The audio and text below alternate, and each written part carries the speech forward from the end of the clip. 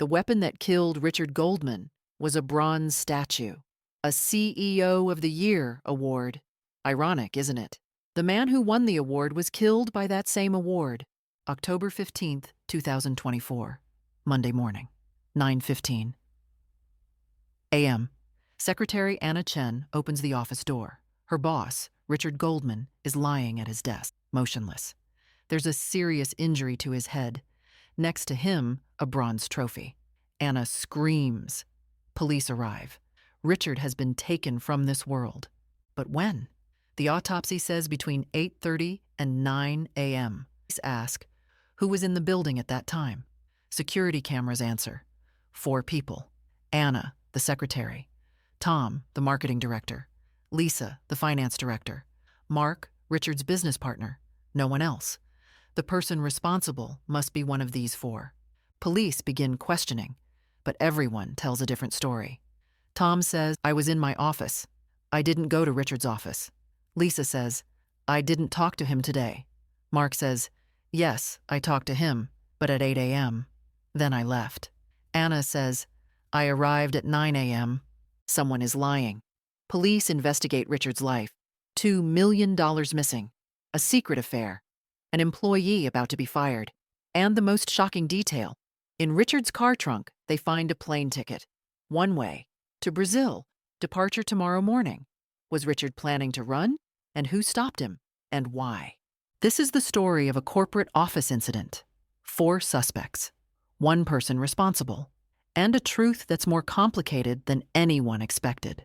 Richard Allen Goldman was born in Chicago in 1972. He studied business at Northwestern University. After graduation, he worked at several advertising agencies, climbing the corporate ladder quickly. He was ambitious, smart, ruthless when he needed to be. In 2005, at age 33, Richard founded Goldman & Associates, an advertising and marketing firm.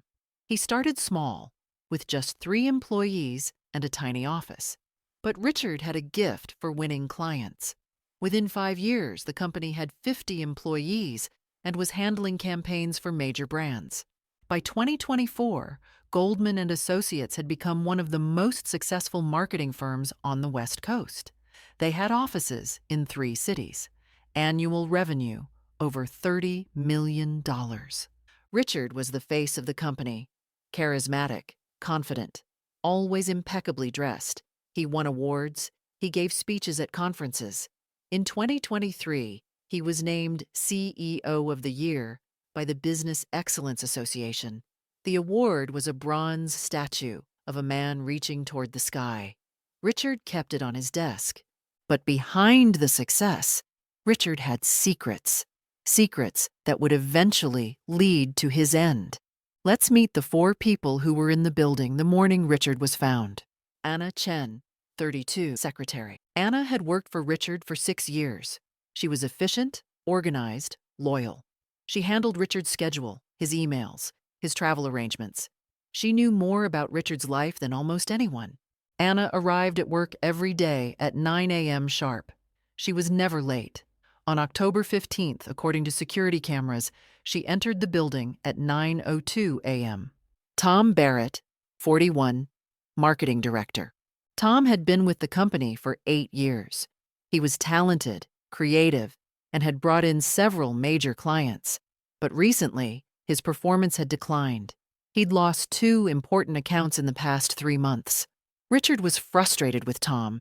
In fact, Richard had decided to let Tom go. He'd scheduled a meeting for Tuesday, October 16th to inform Tom. Tom didn't know this yet. On October 15th, Tom arrived at the office at 7:45 a.m. Security cameras show him entering the building, going straight to his office on the 3rd floor. Richard's office was on the 5th floor. Lisa Martinez, 38, finance director. Lisa had worked at Goldman & Associates for 4 years. She managed the company's finances, budgets, and accounting. She was detail-oriented and discreet. What almost no one knew was that Lisa and Richard had been having an affair for the past year. They'd been careful to keep it secret. No public displays, no office gossip. They would meet at hotels, never at each other's homes. But the affair was ending. Richard had decided to break it off. He'd told Lisa 2 weeks earlier. Lisa was devastated. She loved Richard. She thought they had a future together. Now she felt used and discarded. On October 15th, Lisa arrived at the office at 8:30 a.m., according to security footage. Mark Peterson, 49, business partner. Mark had been Richard's business partner since the company was founded in 2005. They'd been friends in college, started the business together, built it from nothing. Mark owned 40% of the company. Richard owned 60%. But their relationship had become strained over the past year. Mark felt Richard was making risky decisions. Richard felt Mark was too conservative. They argued frequently. Mark had suggested they might need to consider dissolving the partnership. Richard had refused. What Mark didn't know was that Richard had been taking money from the company. Over the past 2 years, Richard had transferred $2 million from company accounts to an offshore account in his name only. Mark would eventually discover this, and when he did, Richard would be facing fraud charges. On October 15th, Mark arrived at the office at 8 a.m. Security cameras confirm. Let's reconstruct the timeline based on security footage and witness statements. 7:30 a.m. Richard Goldman arrives at the office. This is unusual. Richard typically arrives around 9 or 9:30, but he has an important conference call scheduled for 8 a.m. He goes directly to his 5th floor office. 7:45 a.m. Tom Barrett enters the building. He swipes his key card at the front entrance. Security footage shows him going to the elevator, pressing the button for the 3rd floor where his office is located. 8 a.m. Mark Peterson enters the building. He swipes his key card. He goes to the elevator. He presses the button for the 5th floor. 8:30 a.m. Lisa Martinez enters the building. She swipes her key card. She goes to the elevator. She presses the button for the 5th floor. 9:02 a.m. Anna Chen enters the building. She swipes her key card. She goes to the elevator. She presses the button for the 5th floor. 9:15 a.m. Anna knocks on Richard's office door. No answer. She opens the door. Richard is gone at his desk. Anna screams. She calls 911. 9:22 m. Police arrive. 9:30 a.m. The building is locked down. All employees are told to stay where they are. Detectives begin their investigation. Detective Sarah Williams arrives at 9:35 a.m. She's a 15-year veteran of the investigative division. She's worked many cases, but this one is unusual. Corporate office. Daytime. Multiple potential witnesses in the building. Richard's office is on the 5th floor, corner suite. Large windows overlooking the city. Expensive furniture. Awards and certificates on the walls. And Richard, no longer at his desk. The medical examiner, Dr. James Park, arrives at 9:50 a.m. He examines the scene. Cause: severe impact injury to the head. A single strike. The object: a bronze statue that's lying on the floor next to the desk. It's the CEO of the Year award Richard received in 2023. Dr. Park estimates the time at approximately 8:30 to 9 a.m. based on body temperature and physical evidence. Detective Williams looks for signs of struggle. Richard's chair is knocked over. Papers are scattered on the floor. A coffee cup is spilled. There was definitely a confrontation. The object has been wiped clean. No fingerprints. Whoever did this tried to cover their tracks. Detective Williams checks Richard's computer. His last email was sent at 8:07 a.m. It was to Mark Peterson. "We need to talk. Come to my office now." There's a response from Mark at 8:08 a.m. "On my way." Detective Williams also finds something else on Richard's desk. A folder labeled Personnel Confidential. Inside, there's a termination letter for Tom Barrett, dated October 16th, ready to be signed. And in Richard's briefcase, there's a plane ticket. One-way flight to São Paulo, Brazil. Departure, October 16th, 6 a.m. Just Richard's name. No return ticket. Detective Williams and her partner, Detective Mike Johnson, set up an interrogation room in the building's conference room. They'll question each of the 4 suspects separately. Anna Chen, 10:15 a.m. Anna is shaking. She's never been questioned by police before. Detective Williams tries to put her at ease. Anna, can you tell me about this morning? What time did you arrive? I got here at 9:02. I'm usually here at 9:00, but traffic was bad. And what did you do when you arrived? I went to my desk. I checked Richard's schedule for the day. Then I went to his office to give him his morning coffee. Detective Williams makes a note. Anna brings Richard coffee every morning at exactly 9:15. And that's when you found him? Anna starts crying. Yes, I opened the door. He was just lying there. It was terrible. Detective Williams gives Anna a moment, then continues. Did you see or hear anything unusual this morning? Anyone going in or out of Richard's office? No. I mean, I just got here. I don't know what happened before I arrived. How was your relationship with Richard? Professional. He was my boss. I did my job. Did Richard have any enemies? Anyone who might want to hurt him? Anna hesitates, then says carefully, Richard could be difficult. He expected a lot from people. But I don't know anyone who would do this. Detective Williams studies Anna. She seems genuinely shocked, but that doesn't eliminate her as a suspect. People can be very good actors. Tom Barrett, 11A Me. Tom sits down across from the detectives. He looks nervous but tries to appear calm. Tom, what time did you arrive at work this morning? Around 7:45. I had a lot to catch up on. Detective Williams watches his body language. Did you see Richard Goldman this morning? No. I went straight to my office on the 3rd floor. I didn't go to the 5th floor. Did you have any contact with Richard today? Email? Phone? No. Detective Williams pulls out the termination letter. She slides it across the table. Were you aware that Richard was planning to let you go? Tom's face goes pale. He stares at the letter. What? This letter was found in Richard's office. It's a termination notice with your name on it. Effective October 16th. Tom picks up the letter. His hands are shaking slightly. I didn't know. You didn't suspect? Tom is quiet for a moment. Detective Williams waits. Sometimes silence gets people. Then Tom says, I knew Richard wasn't happy with my recent performance. I lost a couple of clients, but I didn't think he'd fire me. How do you feel about that? How do you think I feel? I've been with this company for 8 years. I helped build it, and he was going to just throw me away. There's anger in Tom's voice now. Detective Williams notes this. Where were you between 8:30 and 9:15 this morning? In my office, working. Can anyone confirm that? I was alone, but you can check my computer. I was sending emails, working on a presentation. Detective Williams makes a note. They will check that. One more question. Do you know why Richard would have a one-way plane ticket to Brazil scheduled for tomorrow morning? Tom looks surprised. Brazil? No, I have no idea. Lisa Martinez, 12:30 p.m. Lisa sits down. She looks composed, but her hands are shaking slightly. Lisa, what time did you arrive at work this morning? 8:30 a.m. Did you go directly to your office? Lisa hesitates. Detective Williams notices. No, I went to Richard's office first.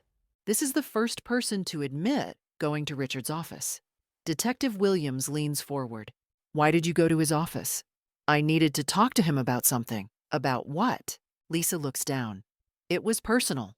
Detective Williams speaks gently but firmly. Lisa, Richard Goldman is gone. This is a serious investigation. Nothing is personal anymore. Lisa takes a breath. Then she says, Richard and I, we were involved, romantically, for about a year. Were other people aware of this? No. We kept it very private. How was the relationship? It complicated. Richard ended it 2 weeks ago. He said it was a mistake, that he needed to focus on work. But I think there was someone else. Detective Williams studies Lisa's face. How did you feel about that? How do you think I felt? I loved him. I thought we had something real. And then he just ended it like I meant nothing. There's pain in Lisa's voice. Genuine pain. But pain can also lead to anger. And anger can lead to violence. So this morning, You went to his office. What time?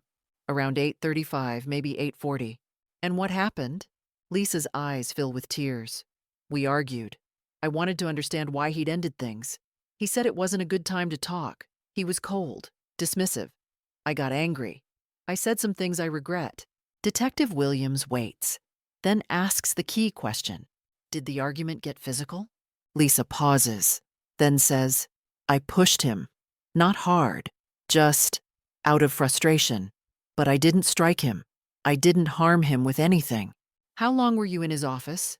Maybe 5 minutes. Then I left. I went to my office. I was upset.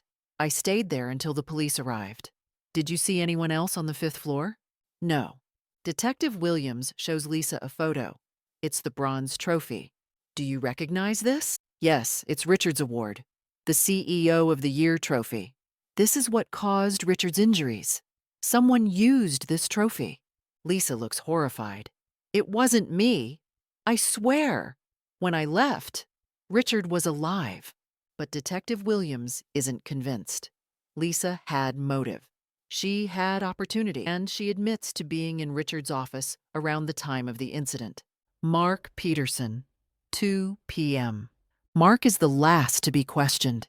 He sits down, looking tired and sad.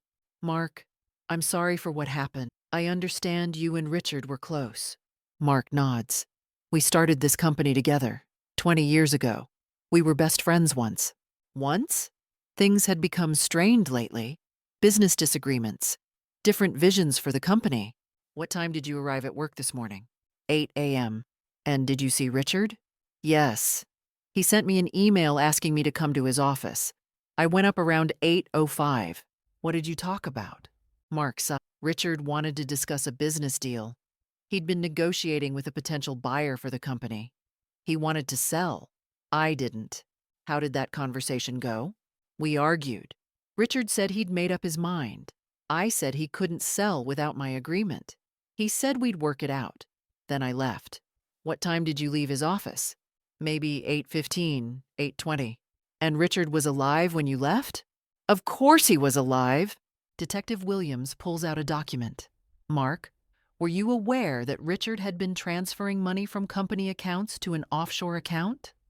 His face changes. What are you talking about? Over the past 2 years, Richard moved approximately $2 million from company funds to a personal account. Mark looks shocked. That's embezzlement. I had no idea. We also found a plane ticket in Richard's office. One way to Brazil, leaving tomorrow. Mark puts his head in his hands. He was running. He was going to take the money and run. And if you'd found out about this, how would you have reacted? Mark looks up. I would have turned him in. He stole from our company. From me.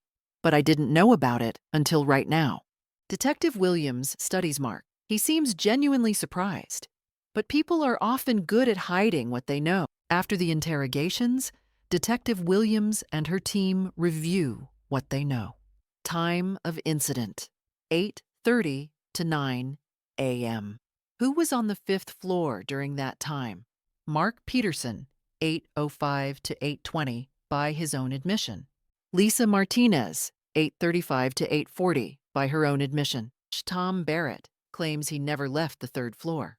Anna Chen arrived at 9:02 after the incident. Motive: Tom, about to lose his job. Lisa, rejected in relationship. Mark, partner being betrayed, though he claims he didn't know about the embezzlement. Anna, no apparent motive. Physical evidence: the object was wiped clean, but forensics is still processing the scene. They're looking for trace evidence, fibers, hair, anything that might link someone to what happened. Then, on October 17th, 2 days later, forensics makes a discovery. They've been examining the cars in the parking garage. In Lisa Martinez's car, in the trunk, they find evidence on the carpeting. DNA testing confirms it's Richard Goldman's biological material.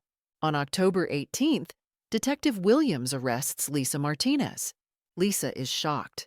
I didn't do this. I told you. I argued with him, but I didn't do this.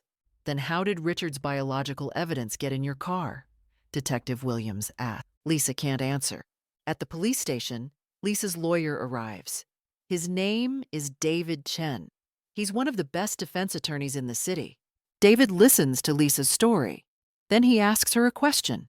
Lisa, is there anything you haven't told the police? Anything at all? Lisa hesitates. Then she says, after I left Richard's office that morning, I went to the parking garage. I sat in my car for a while. I was crying. I was upset. And then I saw something. What did you see? I saw Tom Barrett. He was coming from the stairwell. He looked agitated. His sleeve was torn, and there was something on his hand. It looked unusual, dark. Why didn't you tell the police this? Because I wasn't sure what I saw, and I didn't want to accuse someone without proof.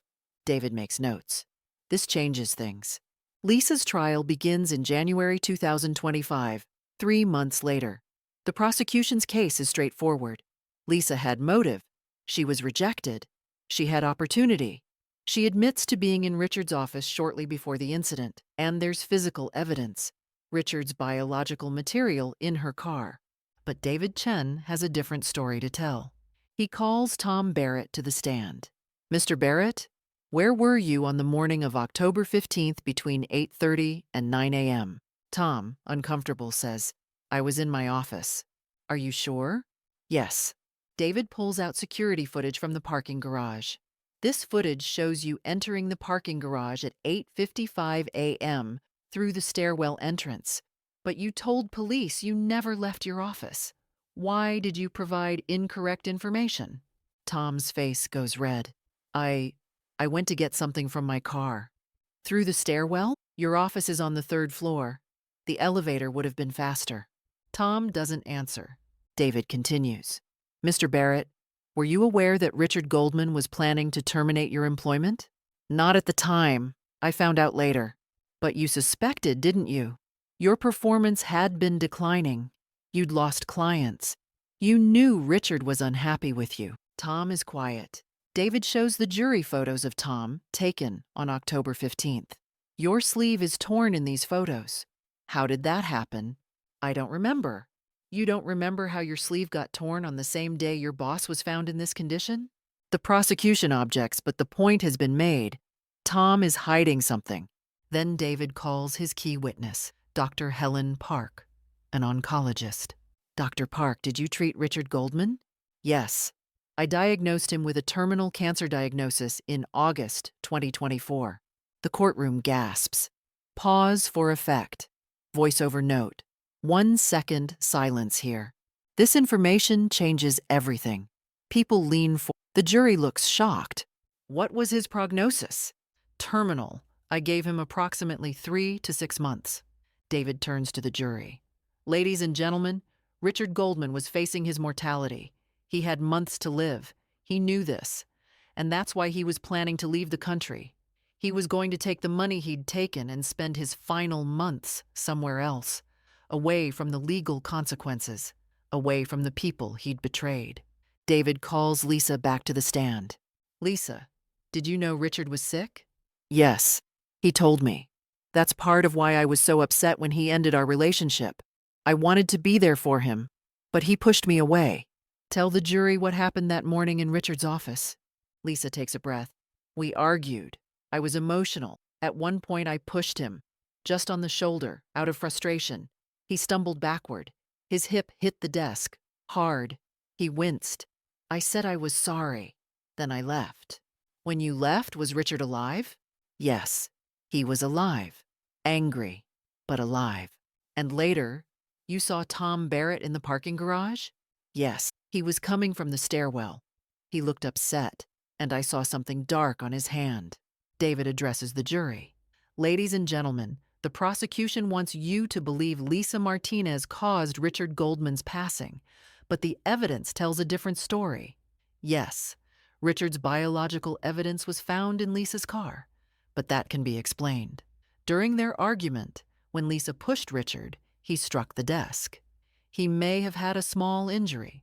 Some material may have transferred to Lisa's clothing.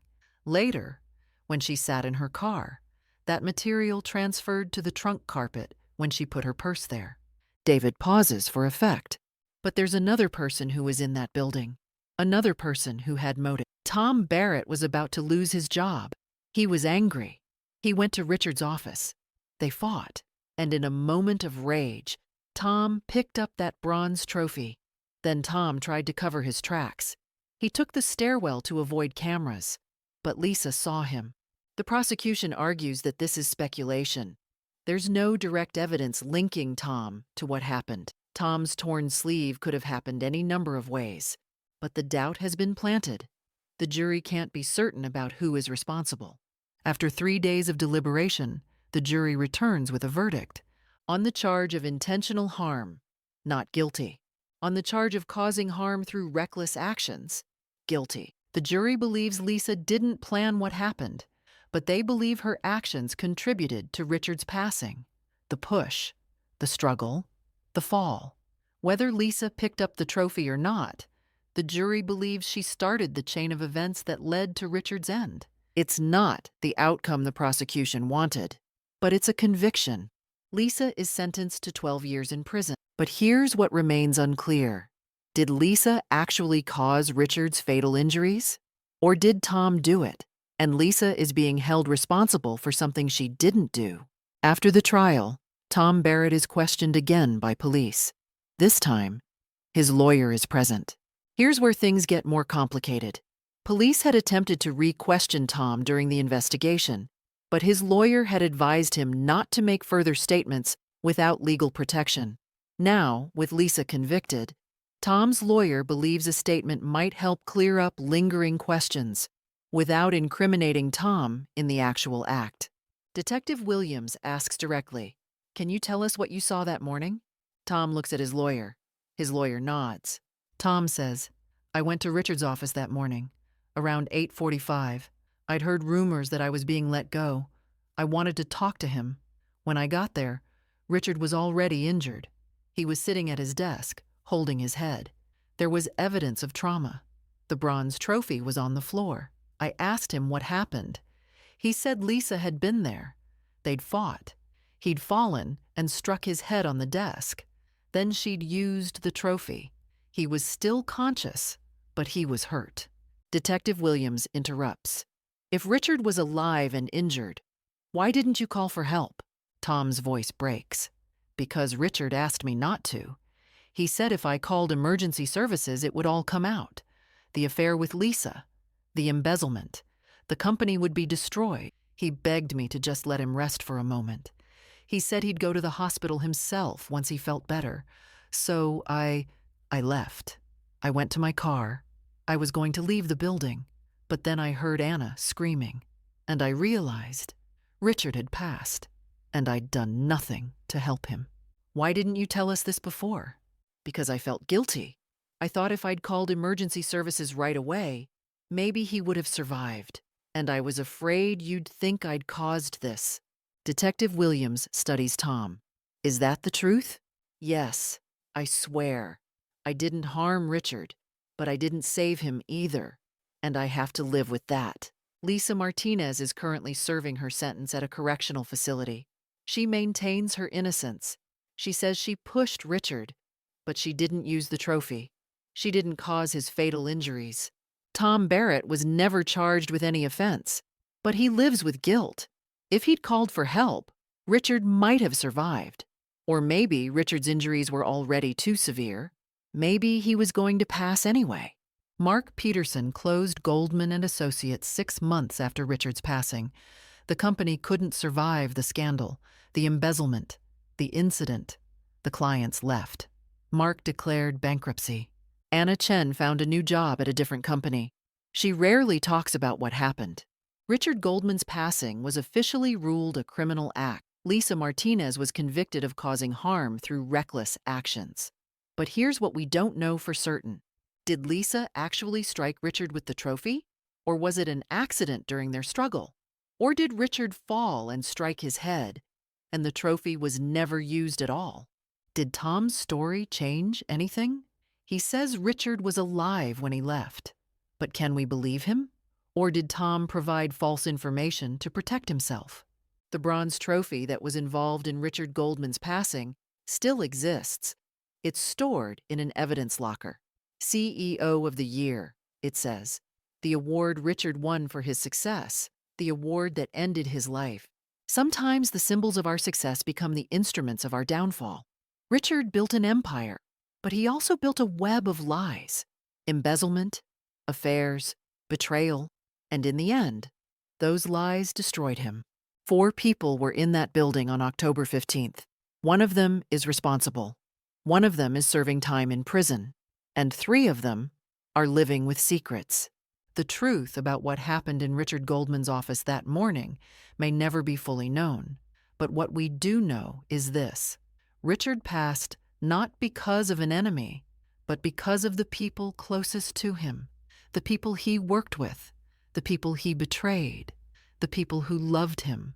And that might be the saddest part of all.